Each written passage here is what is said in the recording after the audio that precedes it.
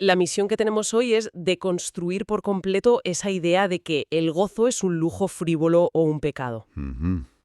Queremos entenderlo como la brújula definitiva de la estabilidad humana. Y es un cambio de paradigma brutal, porque, a ver, si lo pensamos bien, la inmensa mayoría de la gente hoy en día opera en un modo de, digamos, supervivencia funcional. Sí, en piloto automático. Exacto. Nos levantamos, tomamos un café rápido, vamos a trabajar, tachamos tareas de una lista infinita, La lista que nunca acaba. la que nunca acaba, claro. Luego vamos al gimnasio por pura obligación de mantenimiento, cenamos algo más o menos sensato y a la cama. Y bueno, sobre el papel es un sistema impecable, es seguro. Pero carece por completo de voltaje emocional, o sea, de chispa. Esa es la clave. Carece de voltaje. Y para entender el calibre de lo que proponen estas fuentes, lo primero que debemos hacer es un poco de arqueología lingüística. Porque es que hemos vaciado las palabras de su significado original. Totalmente de acuerdo. Porque escuchar bienestar complaciente en nuestra cultura, que es la cultura del esfuerzo constante, suena casi a una provocación. Ya. Suena a rendición, a debilidad, ¿no? Claro, es que hoy en día usamos complaciente casi como un insulto velado. Lo usamos para describir a alguien servil, alguien que no tiene ambición o que se conforma con cualquier cosa, con tal de no generar problemas. Como el que dice a todo que sí. Eso es. Pero el ensayo hace una disección etimológica brillante. Empecemos por la primera parte. Bienestar. A ver, Viene del latín, de bene istare. No es simplemente el hecho de no estar enfermo o de tener la cuenta bancaria en positivo. ujú, Significa la firmeza, esa estructura de estar plantado en la vida con una solidez inquebrantable, sin carencias. Es, digamos, una base arquitectónica. vale, entonces esa sería la estructura. Pero entonces, ¿qué pasa con complaciente? Porque ahí es donde la cabeza me hace un poco de cortocircuito. Lógico. Y aquí es donde la raíz latina nos vuela la cabeza, de verdad. Viene de com más placere. Ajá. Y en este contexto concreto, el prefijo com no significa con alguien, no es compañía, Ah, no. ¿no? Actúa como un intensificador absoluto. Estamos hablando de un deleite total, abrumador, O sea, intensidad pura y dura. intensidad pura. Por lo tanto, el bienestar complaciente que nos propone el texto es ese estado de plenitud donde la estabilidad estructural de la vida es habitada o más bien inundada por un placer de máxima intensidad. ¡Wow! No es conformarse con poco, es exigir la intensidad máxima a la propia existencia. Espera, espera. Aquí tengo que hacer un poco de abogada del diablo. Porque, Dispara. a ver, exigir la intensidad máxima a cada instante de la existencia suena paradójicamente agotador. O sea, suena a tener que estar en un estado de euforia permanente, lo cual me parece otro trabajo a jornada completa. Claro, es una duda muy lógica. Pero el texto hace una distinción muy clave aquí. No se refiere a una euforia maníaca. No se trata de estar saltando de alegría constantemente por la calle. Ya, menos mal. Se refiere a la profundidad, a la calidad de la experiencia. Se trata de que las acciones no se hagan desde esa inercia gris de la que hablábamos, sino desde una conexión plena que de verdad genere gratificación. Entiendo. Y precisamente por eso, el autor señala que este estado es tan increíblemente raro en la sociedad moderna, porque estamos rodeados de lo que cataloga como los dos grandes enemigos del bienestar. Ah, sí, sí. La paradoja del placer contemporáneo. El primer enemigo que mencionan las fuentes creo que nos va a resultar dolorosamente familiar a todos los que nos están escuchando. Es el placer de baja intensidad. O el placer dopaminérgico. Lo fascinante aquí es entender el mecanismo, ¿sabes? Entender el cómo funciona este enemigo. El por qué caemos en la trampa. Exacto. Vivimos en un entorno digital que, a ver, está diseñado por ingenieros del comportamiento para ofrecernos microestímulos El constantes. famoso scroll infinito en redes sociales. Eso es. Hacer scroll, recibir una notificación, ver un vídeo de 15 segundos tras otro. Biológicamente, la dopamina no es la molécula del placer real. No, no. Es la molécula de la anticipación y la motivación. Nos empuja a buscar la recompensa. Claro, el cerebro nos dice algo así como, sigue mirando la pantalla. El próximo vídeo va a ser el bueno, el que te haga sentir genial. Pero ese momento en realidad nunca llega. Exactamente. Simulan la textura del placer. Pero al no ofrecer una recompensa profunda y sostenida en el tiempo, lo que generan es una caída en picado de nuestra línea base de dopamina. Uf, qué peligro. Es lo que el texto llama el placer trampa. El coste de ese pequeño pico artificial es una resaca emocional tremenda, un letargo posterior que es muy superior al gozo inicial que creías sentir. Es esa sensación como de ceniza mental cuando bloqueas la pantalla del móvil a las 2 de la mañana, que crees que te estás relajando, pero terminas con la energía por los suelos y un vacío tremendo. Totalmente. Pero luego está el segundo enemigo, que a mí personalmente me parece mucho más sutil y peligroso, el bienestar anestésico. El bienestar anestésico es la trampa de la clase media moderna por excelencia. Sí, Es esa existencia de quien afirma que, bueno, está bien simplemente porque no le está pasando nada terrible. claro. Confunden la comodidad y la ausencia de conflicto grave con la plenitud. Es una existencia, digamos, lineal, plana. Al leer esa parte de las fuentes, la verdad es que me vino a la cabeza una analogía. A ver, Es como si el estándar de éxito moderno fuera comprarnos un monovolumen familiar. A ver, es súper seguro, tiene múltiples airbags, consume poquísimo y jamás te va a dejar tirado en la autopista.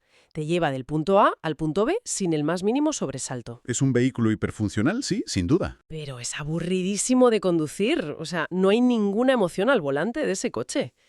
Y lo que propone esta filosofía es que dejemos de aspirar a mantener intacto ese monovolumen gris. Propone cambiarlo por un deportivo de altas prestaciones. Con un matiz vital, ¿eh? Ese deportivo no puede ser el capricho que sacamos solo los domingos por la mañana para dar una vuelta. Ah, claro, no es solo para el fin de semana. Tiene que ser el pilar estructural, el vehículo de uso diario.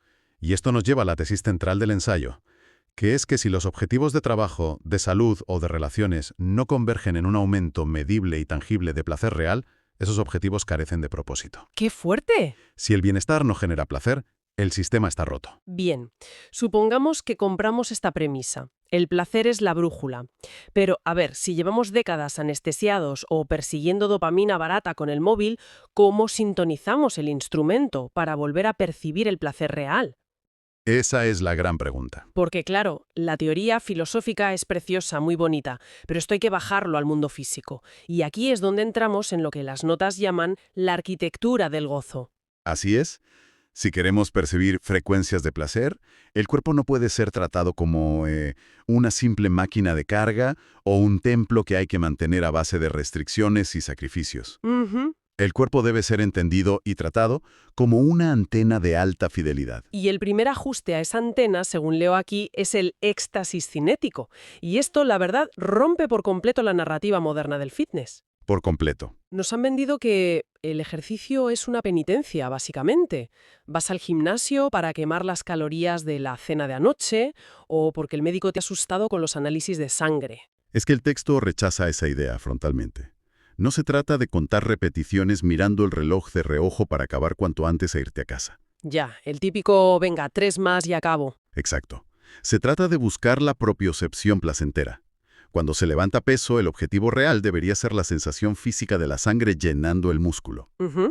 La oxigenación celular, el placer instintivo de sentirse fuerte y capaz dentro del propio diseño biológico de uno. E insiste muchísimo en la liberación facial y los estiramientos. De hecho, hay una frase lapidaria en el texto que me encantó. Dice, un cuerpo tenso es un cuerpo sordo. Pero, explícame un poco, ¿por qué sordo? ¿Cuál es el mecanismo detrás de esto? Pues mira, es pura biomecánica y neurología. La fascia es esa red de tejido conectivo que envuelve todos nuestros músculos y órganos. Vale. Cuando vivimos bajo el estrés constante de la oficina, de los plazos o simplemente la ansiedad diaria, esa fascia se vuelve rígida, se fibrosa, Se tensa entera. se tensa y actúa literalmente como una camisa de fuerza microscópica que comprime las terminaciones nerviosas. ¡Ostras! Claro, si esos receptores sensoriales están mecánicamente estrangulados por la tensión física, la señal de placer no puede viajar al cerebro. Físicamente te vuelves incapaz de sentir un gozo sutil. Tiene muchísimo sentido, la verdad. Si la antena está bloqueada por el estrés físico, la señal simplemente no llega. Y esta idea de sintonizar los sentidos he visto que se aplica a todo, incluso a algo tan cotidiano como comer. Las notas profundizan un montón en la alimentación hedónica y un concepto que llaman higiene de texturas. Sí, y aquí el autor nos pide abandonar esa falsa dicotomía que todos tenemos entre la comida sana, que supuestamente es aburrida, y la comida basura, que es la sabrosa. Es que comer no puede ser un simple trámite biológico que tachamos de la lista. Y el texto entra en un nivel de detalle que es alucinante. Dice que hay que diseñar la experiencia combinando, por ejemplo, temperaturas extremas en un mismo bocado, Ujú. contrastando lo crujiente con lo cremoso, todo para generar un evento de altísima intensidad sensorial. Y ojo, establecen una regla innegociable. 0 pantallas mientras se come. Sí, y no lo dicen desde un tono moralista de la tecnología es mala y te desconecta, sino por una cuestión puramente de capacidad de procesamiento mental, ¿verdad? Exactamente. Entramos de lleno en el concepto de la carga cognitiva. A ver, el cerebro humano tiene un ancho de banda limitado, nos guste o no. Claro. Si estamos procesando los estímulos visuales y auditivos de un vídeo rápido en el móvil mientras comemos, la corteza visual está saturada. Lógico. Por tanto, el cerebro retira recursos de la corteza gustativa y olfativa. Estás comiendo, sí, pero neurológicamente no estás saboreando con toda la capacidad de tu instrumento. Qué fuerte. Para que el sabor sature el sistema nervioso, exige una presencia física absoluta. No hay más. Me parece brillante. Y esa higiene de texturas la llevan incluso a la ropa que llevamos puesta. Argumentan que llevar un jersey que pica un poco o unos pantalones que te aprietan demasiado en la cintura no es una simple molestia sin importancia. Para nada. Es una fuga constante de energía. Es como un ruido de fondo que está drenando tu bienestar segundo a segundo. Dicen que la ropa debe acariciar, debe ser un placer pasivo constante. Pero aquí es donde la cosa se pone realmente interesante. A ver. Porque las fuentes se adentran en el mundo del biohacking y el contraste térmico. Ah, sí. Las famosas inmersiones en agua helada seguidas de saunas a alta temperatura. Exacto. Pero, de nuevo, no lo abordan solo desde la literatura médica tradicional de reducir la inflamación o mejorar el sistema inmune, que es lo que solemos escuchar. Lo buscan explícitamente por el cóctel químico. Claro. Lo que ocurre al someter al cuerpo a ese contraste térmico extremo es una gimnasia vascular masiva. Ujú. Los vasos sanguíneos se contraen y se dilatan violentamente, lo que provoca que el cerebro libere un torrente gigantesco de endorfinas y noradrenalina para gestionar lo que percibe como un shock, Un subidón, vaya. un subidón. Cuando sales de esa agua helada, el resultado bioquímico no es solo salud a largo plazo.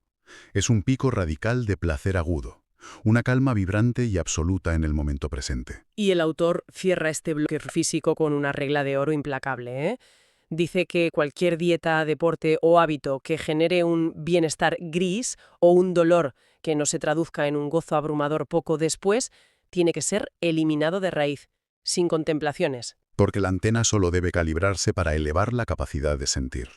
Todo lo demás es ruido, simple y llanamente. Vale, hasta aquí tenemos la dimensión física, la antena. La tenemos sintonizada, liberada de tensión y lista para captar todo el gozo posible. Pero claro, si el procesador central, es decir, la mente, está infectada de virus, da igual lo buena que sea la antena. Así es. Si hay ansiedad, miedo al futuro o remordimientos por cosas del pasado, el placer no se decodifica bien. Hay que pasar a la reprogramación del software mental. Una transición indispensable, desde luego. Y la herramienta fundamental que proponen para esta reprogramación mental es el filtro de confluencia. Cuéntame más sobre eso. Pues mira, históricamente, desde la Revolución Industrial, hemos sido entrenados para evaluar absolutamente todo bajo la lupa de la productividad.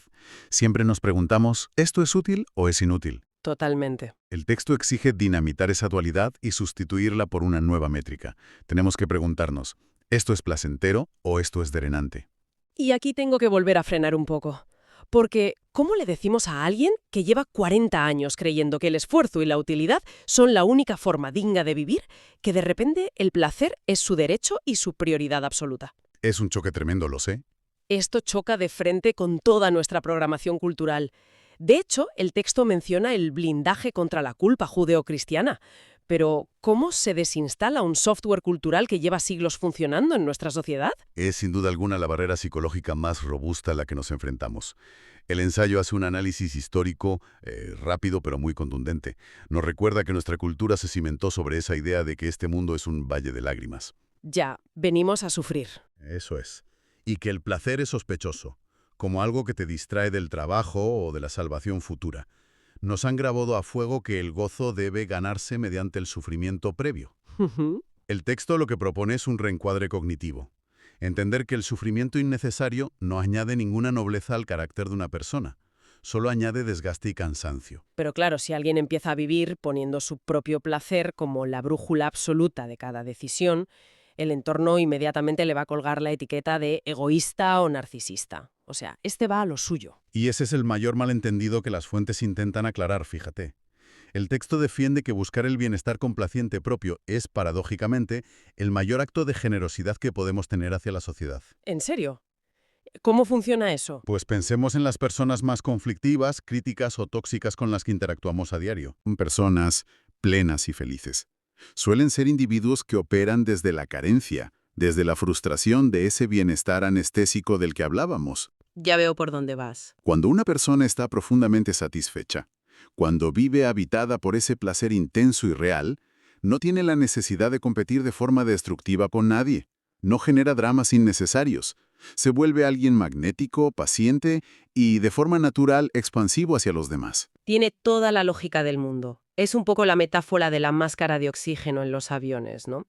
Asegúrate de ponerte la tuya primero para poder ayudar a los demás. Tal cual. Ahora, bajando un poco a las tácticas del día a día.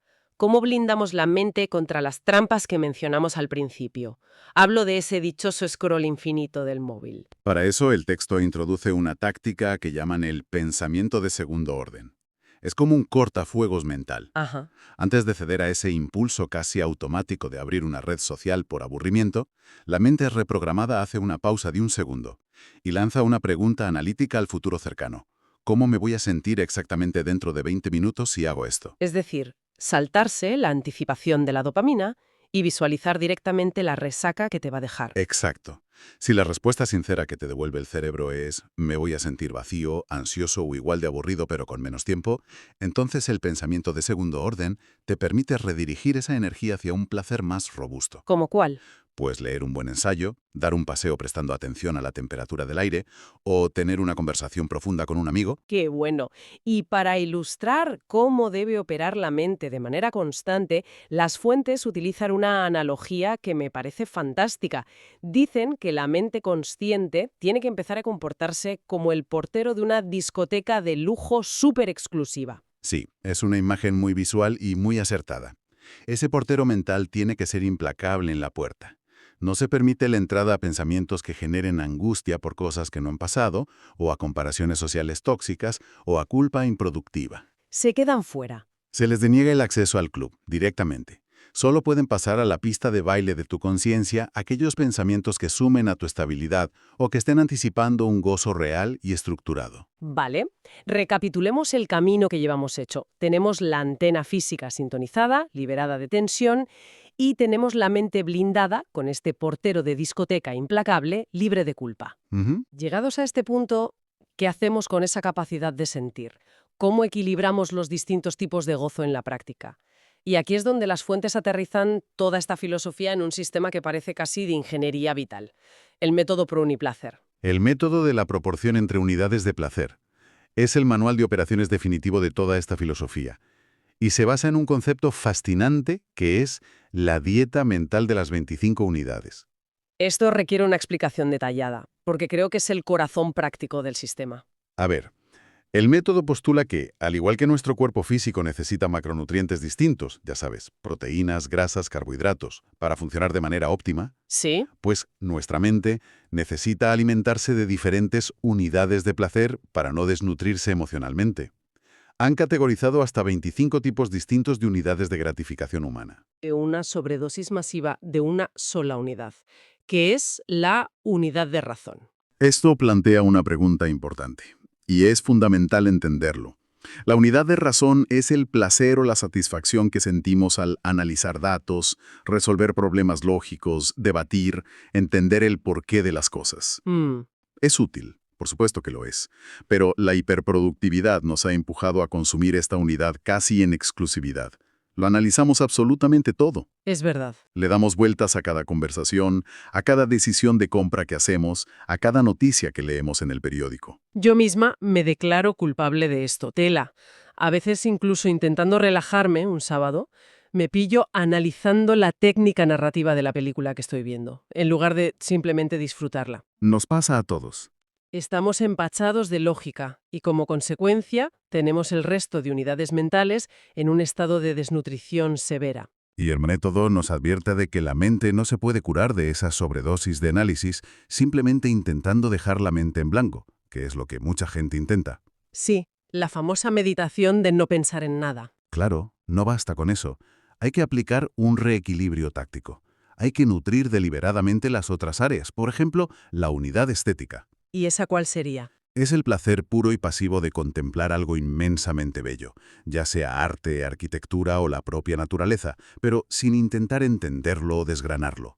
O la unidad de creación, que es el gozo de construir algo con las manos, Cocinar, por ejemplo. desde cocinar un plato complejo hasta la jardinería, donde el resultado final, ojo, no tiene que ser monetizado ni ser perfecto, solo tiene que ser tuyo. ¡Qué maravilla! Y mencionan una que me parece dificilísima hoy en día, la unidad de silencio.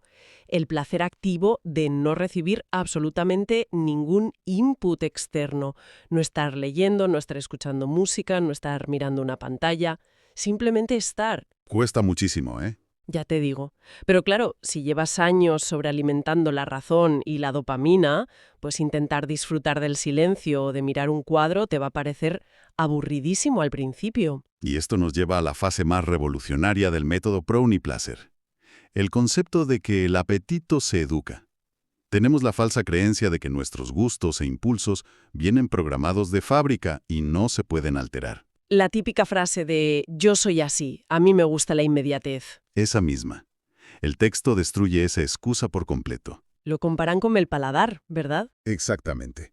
Pensemos en el café. La primera vez que alguien prueba un café negro de especialidad, sin azúcar, le suele parecer excesivamente amargo, Sí, casi imbebible. porque su paladar lleva años saturado de azúcares procesados. Pero si insiste y educa ese sentido, con el tiempo descubre unos matices de sabores increíbles. Y de repente, ese café de máquina lleno de sirope le resulta repulsivo por ser un placer demasiado burdo. Pues con la mente ocurre exactamente lo mismo. Es decir, que podemos reentrenar nuestras vías neuronales de recompensa. Podemos obligarnos al principio a buscar el placer en esa unidad de creación o en la contemplación de un paisaje, hasta que el cerebro se calibre y empiece a segregar gratificación real con esas acciones, Así es. desplazando así la necesidad del like en redes sociales o la validación del estatus en el trabajo. Te conviertes básicamente en el diseñador soberano de tus propios deseos. Y para alcanzar ese nivel de disfrute profundo, el texto del método introduce una diferenciación etimológica final, que para mí es un golpe maestro contra toda la cultura del desarrollo personal moderno. Una distinción tajante entre placer y pasión. Esto es súper revelador, porque nos bombardean constantemente con el mandato de que tenemos que encontrar nuestra pasión, que debemos vivir, trabajar y amar con pasión. Sí, parece una obligación. Pareciera que si no sientes pasión estás fracasando en la vida. Pero resulta que el origen de la palabra es muy, muy oscuro. La palabra pasión proviene del latín patior, que significa literalmente padecer, sufrir. Significa soportar algo con dolor. ¡Qué fuerte! La pasión de Cristo, por ejemplo, no es su entusiasmo, es su sufrimiento. La pasión implica un estado de descontrol, una fiebre donde eres arrastrado por algo externo que te consume, y que suele conllevar un altísimo grado de dolor y caos. Una fuerza destructiva, vamos. Exacto. El bienestar complaciente huye de la pasión. Lo que busca es el placer.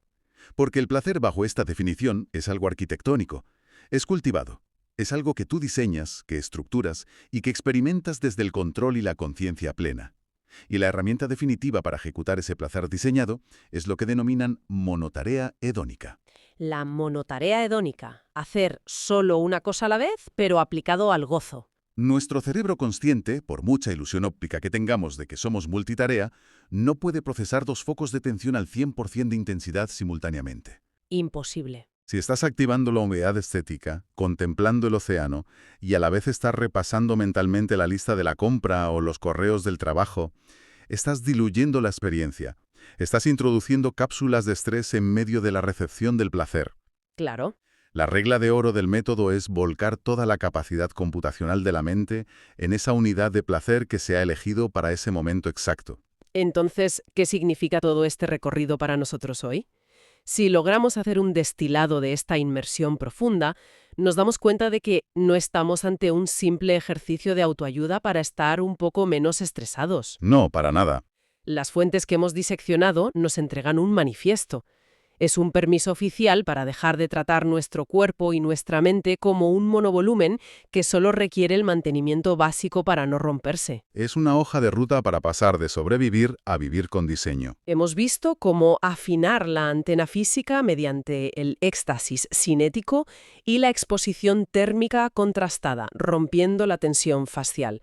Hemos analizado cómo limpiar el software mental, poniendo un portero en la discoteca de nuestra consciencia para rechazar la culpa histórica y la dopamina barata. Ujú. Y finalmente, el método Pro-Uniplacer nos ha enseñado a auditar nuestras unidades vitales y a reeducar nuestro apetito, abandonando el sufrimiento de la pasión para abrazar un gozo estructurado y soberano a través de la monotarea hedónica. Y si conectamos todas estas piezas con el gran panorama global, la verdad me gustaría dejar sobre la mesa una reflexión que va un poco más allá de las páginas de este ensayo. A ver, cuéntanos. Pensemos por un instante en la propia arquitectura de nuestro mundo moderno. Toda la sociedad, el sistema macroeconómico, las estructuras corporativas, absolutamente todo está cimentado sobre el motor del esfuerzo doloroso, la utilidad constante y sobre todo el aplazamiento infinito de la gratificación. Ya, siempre esperando a que llegue lo bueno. Se nos pide sufrir hoy para, supuestamente, poder disfrutar en un futuro que siempre se acaba posponiendo. Es el paradigma de la jubilación, tal cual. Exactamente.